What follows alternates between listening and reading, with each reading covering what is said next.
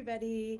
My name is Martina. For those of you whom I haven't met yet, I am a nurse practitioner, recently joined direct osteopathic primary care.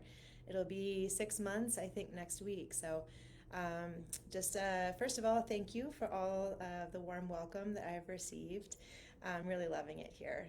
So, today I want to talk a little bit about HeartMath. This is something new that we're offering at the practice. And we've received a lot of really positive response so far. And so I just wanted to let you know a little bit more about it and see if it's something that maybe you'd like to do. So to start, what is it? What is HeartMath and why would you want it? So first of all, HeartMath is a breathing technique or a series of techniques that are employed to bring your heart rhythm into what is called a coherent rhythm. I'll explain what that means in just a minute. It's your heart rate variability that we're talking about here. And if you haven't watched Dr. Bree's Facebook Live on heart rate variability, I think it may have been about a month ago, highly recommend that you go back and take a look. Because heart rate variability is actually something very important in terms of your physical, mental, and emotional well-being. And with regard to HeartMath, it's a way of communicating from the heart to the brain that everything is okay. These techniques help you get into a coherent pattern that is recognized in your brain as that message, like everything's okay.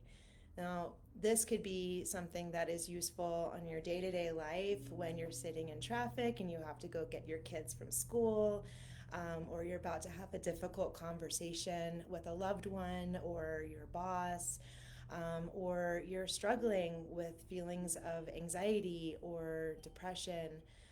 Maybe you have insomnia, maybe you suffer from headaches. The cool thing is, HeartMath is a quantifiable or measurable method because we're looking at your heart rate variability, meaning the difference between the beats as you inhale and the beats, the rate when you exhale. Your heart rate goes up naturally when you inhale, and it naturally lowers when you exhale. And the difference between those beats is what we're talking about, heart rate variability.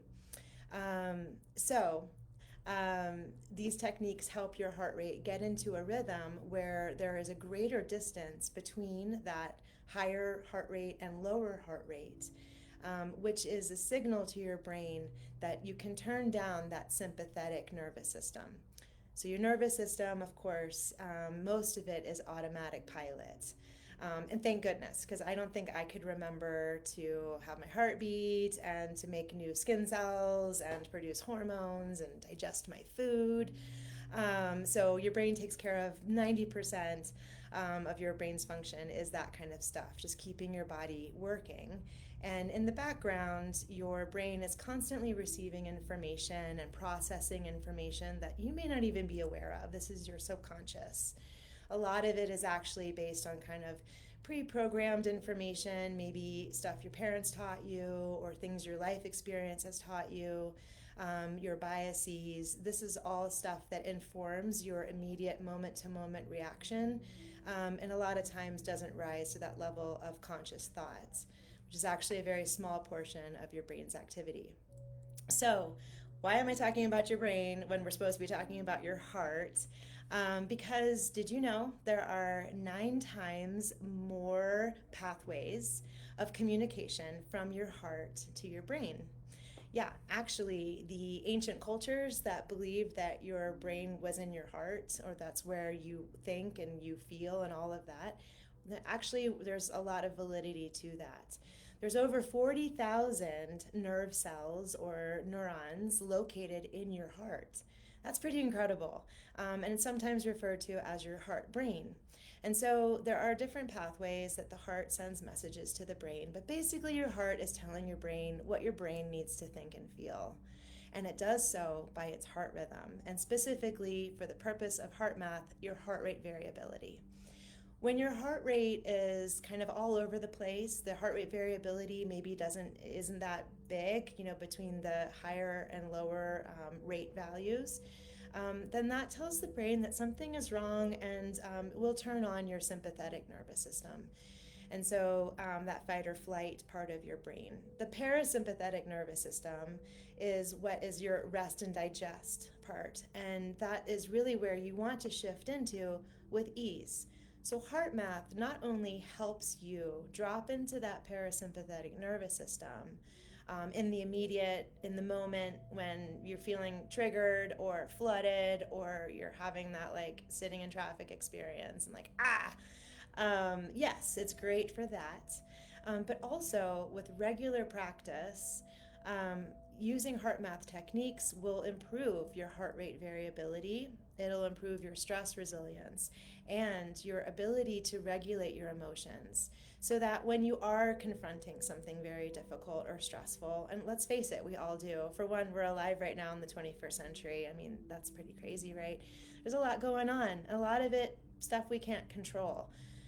It's really a great way to build your resilience so that when you're reacting, maybe it won't be quite so, over the top, and your ability to reset and get back into the zone, if you will, is easier with time. So like I mentioned, HeartMath is measurable, and that's wonderful because for those of us who really need like proof that things work, empiric evidence, this is the method for you because there's over 400 clinical studies to show that HeartMath is very effective at improving physical performance. So there are elite athletes who use HeartMath because the longer you're in a coherent state, that heart rhythm is actually really great for peak performance. It's also really great for cognitive function, so memory, thinking clearly, being able to feel prepared for that presentation at work. I did a little heart math before this Facebook Live, I won't lie. It's really great for cognitive function, but also emotional regulation and mental health. There's over 400 clinical studies to show that there's improvements in all areas of health when using HeartMath. And here's the good news. It only takes about 5 to 15 minutes a day of regular practice to get to that very measurable difference in heart rate variability and correlating with stress resilience. So it's definitely worth learning and practicing. So this is what would happen if you decide you want to learn a little bit more. Always happy to book a discovery call, answer questions, talk a little bit more about it. Is it for you? If you have a heart and your body is here in the 21st century, it's probably for you. But then we can decide whether you want to move forward, or if you're like, no, I totally want to try this, great. Then just go ahead and book that first session. I would recommend that you anticipate probably 3, maybe 4 sessions. And I can break them down a little bit for you so you know what to expect. So in that first session, we're probably going to talk a little bit about why you were interested in HeartMath, right? Did Dr. Bree or Kat recommend it, and why? And then we can really talk about how this could very well benefit you.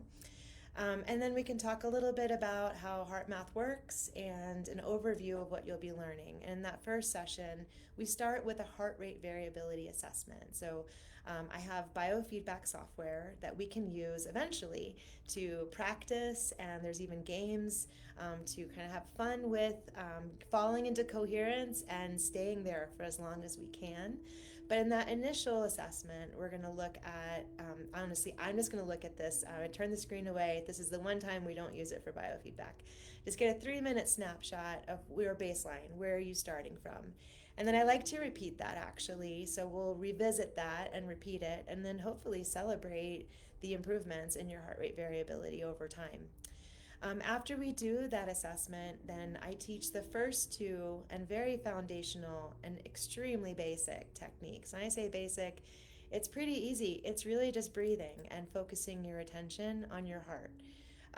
And so that would be at the first visit, and you get some homework to practice. And then I recommend an interval of about 1 to 2 weeks to really give it a chance to practice it initially intentionally, and then once you start to kind of get the hang of it, you can start using it in the moment. and kind of see how that works for you.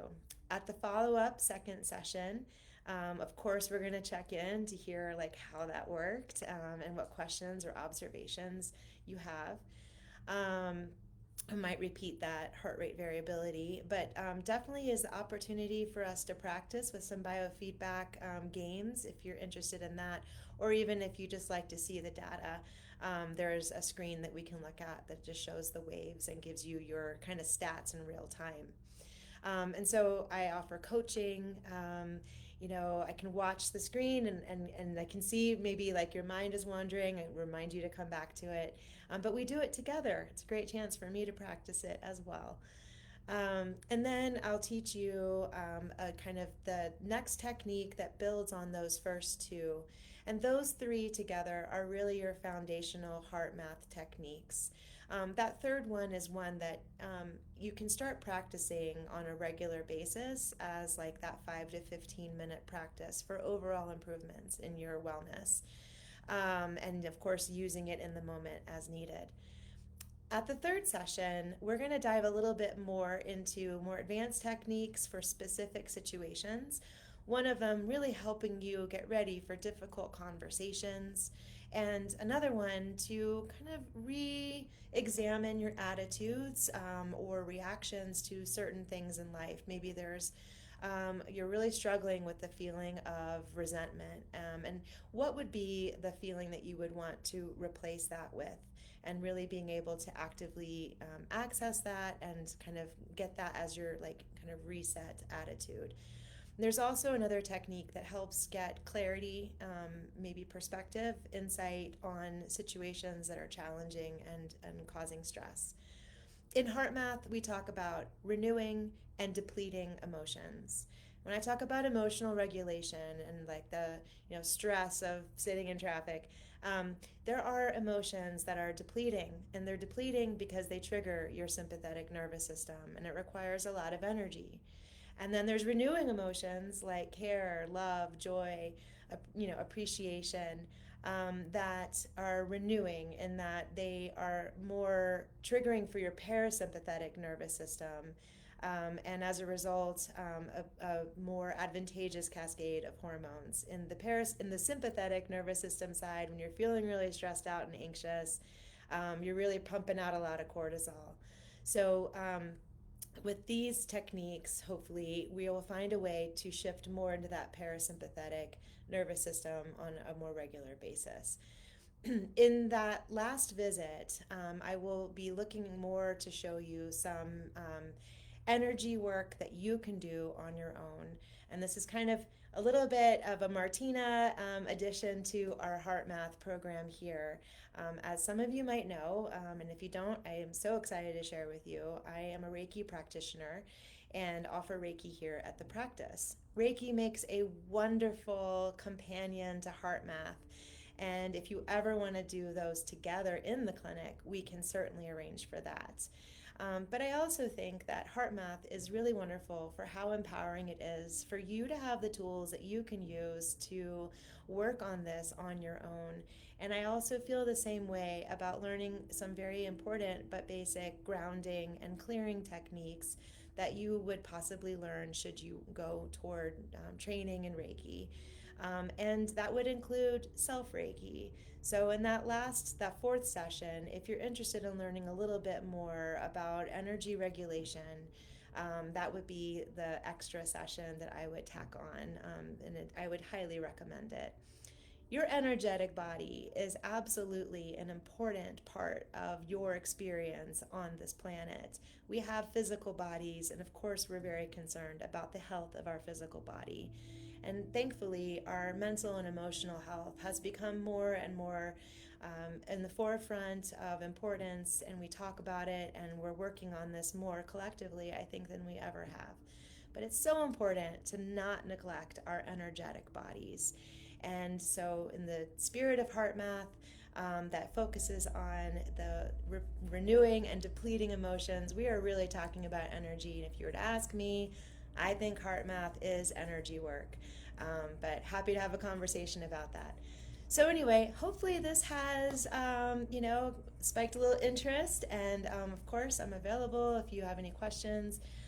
Shoot a message to me in the portal, or just go ahead and book that first session. I look forward to meeting with you and working with you. Everybody have a great day.